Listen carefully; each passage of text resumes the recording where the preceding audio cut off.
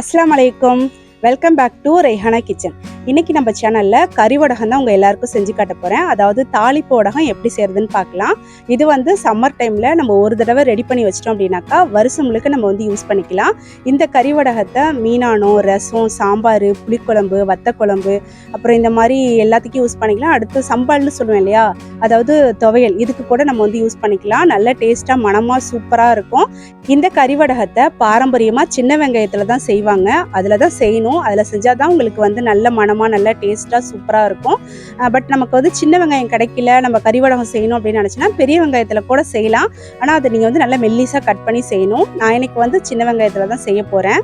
இந்த கறி வடகத்தை நம்ம வந்து சம்மர் டைம்ல தான் ரெடி பண்ணி வச்சுக்கணும். ஏன்னா இது ரொம்ப நாள் வந்து வெயில்ல வச்சு தான் ரெடி பண்ணணும். அதனால சம்மர் டைம்லயே நீங்க வந்து செஞ்சு வச்சிருங்க.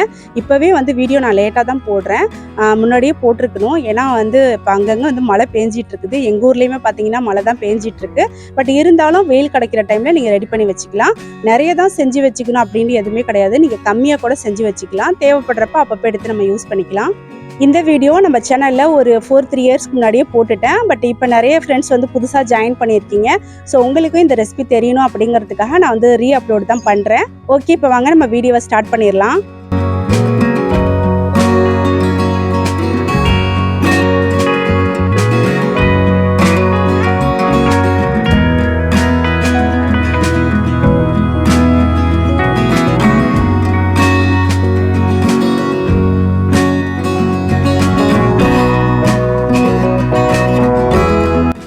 நான் வந்து கறி வடகம் செய்கிறதுக்கு 3 கிலோ சின்ன வெங்காயம் எடுத்திருக்கேன். உங்களுக்கு எந்த அளவுக்கு தேவையோ நீங்கள் அந்த அளவுக்கு எடுத்துக்கலாம். மோஸ்ட்லி சின்ன வெங்காயத்தில் தான் இந்த கறி வடகம் செய்வாங்க. அதோட டேஸ்ட்டும் மனமும் நல்லாயிருக்கும் அப்படிங்கிறதுக்காக. சின்ன வெங்காயம் இல்லை அப்படின்னாக்கா நீங்கள் பெரிய வெங்காயம் யூஸ் பண்ணிக்கலாம், அதுலேயும் செய்யலாம், அதுவும் நல்லாயிருக்கும்.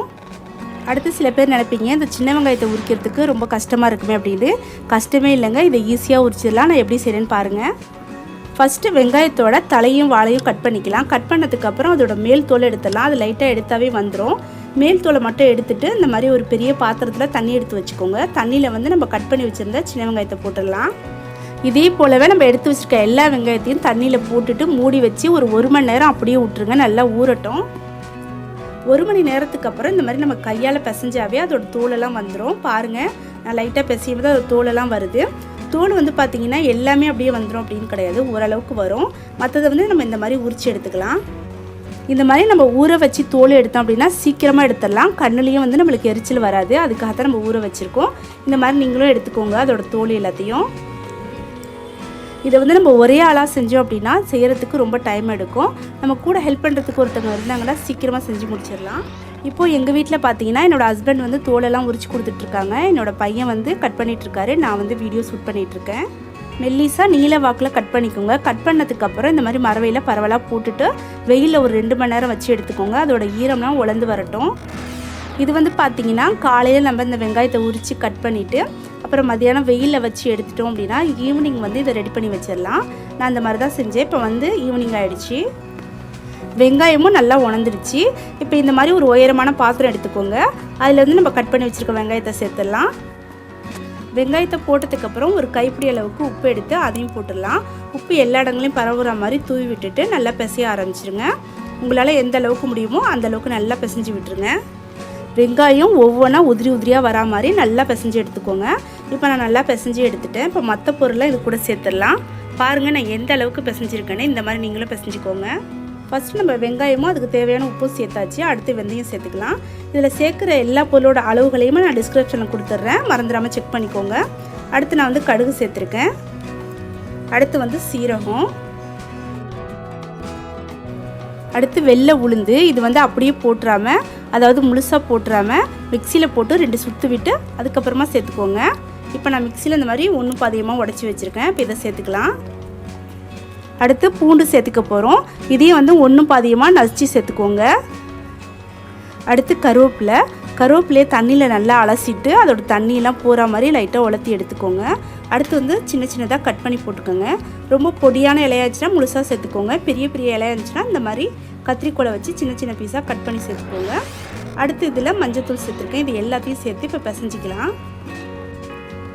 நல்லா பிசைஞ்சு எடுத்தாச்சு.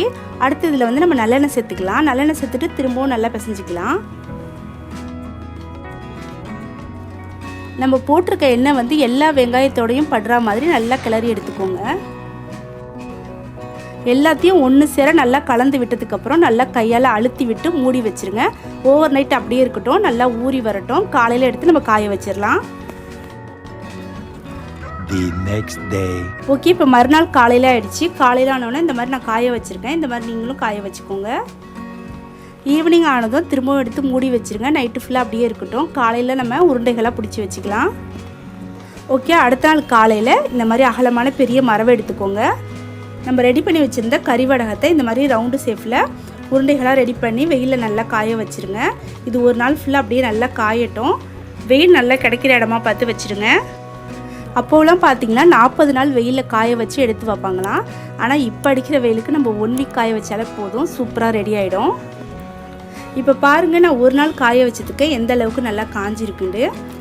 அடுத்து வந்து நம்ம மறுநாள் காய வைக்கிறதுக்கு முன்னாடி கையில் கொஞ்சமாக எண்ணெய் எடுத்துகிட்டு திரும்பவும் வந்து இந்த உருண்டையில் நல்லா அழுத்தி பிடிச்சிட்டு இன்னொரு மரவையில் எடுத்து காய வச்சுக்கலாம். இந்த மாதிரி செய்கிறதுனால உருண்டை வந்து சீக்கிரம் களைஞ்சி போகாமல் நல்லா கெட்டியாக பிடிச்சிக்கும். அதுக்காக தான் இந்த மாதிரி பிடிச்சிட்டு திரும்ப வந்து நம்ம வெயிலில் காய வச்சு எடுத்துக்கலாம். நீங்கள் ஃபஸ்ட்டு தடவை ட்ரை பண்ணும்போது உருண்டை பிடிக்க வரல உதிரி ஆகுதுன்னா ஒன்றுமே கவலைப்படாதீங்க. நம்ம தாளிக்கும் போது உருண்டையாக இருந்தாலுமே அது உதிரியாக பண்ணி தான் தாளிக்க போகிறோம். ஸோ வந்து உருண்டையாக வரல அப்படின்னா உதிரியாக இருந்தால் கூட அப்படியே காய வச்சு நீங்கள் ஒரு ஏர்டைட் டப்பாவில் எடுத்து வச்சுக்கலாம். மோஸ்ட்லி பார்த்தீங்கன்னா கறிவடகம் ரவுண்டு ஷேப்பில் தான் இருக்கும், பார்க்குறதுக்கும் அழகாக இருக்கும். ஆனால் நம்ம கடையில் வாங்குகிற கறிவடகம் பார்த்திங்கன்னா உதிரியாக தான் பாக்கெட் பண்ணி வச்சுருப்பாங்க. ரவுண்டு ஷேப்பில் இருந்தாலுமே உதிரியாக இருந்தாலுமே டேஸ்ட்லேயும் மனத்துலேயும் எந்த ஒரு மாற்றமும் இருக்க போகிறதில்ல. ஓகே, கறிவடகம் எப்படி செய்கிறது, அது எந்த அளவுக்கு ஈஸியாக இருந்துச்சு அப்படிங்கிறது இப்போ உங்கள் எல்லாருக்கும் தெரிஞ்சிருக்கும். இதை வந்து 1 வாரத்துலேருந்து 10 நாள் வரைக்கும் நல்லா காய வச்சு எடுத்து வச்சுக்கோங்க. இந்த கறிவடகத்தை மீனானோ கருவாட்டானோ காய்கறியானோ சாம்பார் ரசம் பருப்பானோ இது எல்லாத்துக்கும் தாளிக்கிறதுக்கு யூஸ் பண்ணலாம். ஓகே, இப்போ நம்ம செஞ்ச கறிவடகம் சூப்பராக காஞ்சி ரெடி ஆகிடுச்சு. ரவுண்டு ஷேப்பில் இருக்கிற கறிவடகம் ஒரு டப்பாலையும் கொஞ்சம் உதிரியாக இருக்கிற கறிவடகம் டப்பாலையும் எடுத்து வச்சுருக்கேன். நான் காய வைக்கும் போது ரவுண்டு ஷேப்லேயும் கொஞ்சம் உதிரியாகவும் காய வச்சுருந்தேன், நீங்களும் பார்த்துருப்பீங்க. அதுதான் இப்போ வந்து நான் டப்பாவில் எடுத்து வச்சுருக்கேன். இதே போல் நீங்களும் ட்ரை பண்ணி பார்த்துட்டு எப்படி இருந்துச்சுன்னு கமெண்ட்டில் சொல்லுங்கள். இந்த வீடியோ உங்களுக்கு பிடிச்சிருந்தா லைக் பண்ணுங்கள், உங்கள் ஃப்ரெண்ட்ஸ்க்கும் ஷேர் பண்ணி விடுங்க. இந்த வீடியோ பற்றின உங்களோட அருமையான கருத்துக்களை கீழே உள்ள கமெண்ட் பாக்ஸில் பதிவு பண்ண மறந்துடாதீங்க. அடுத்து ஒரு இன்ட்ரெஸ்டிங்கான வீடியோவில் உங்களை மீட் பண்ணுறேன். தேங்க்யூ.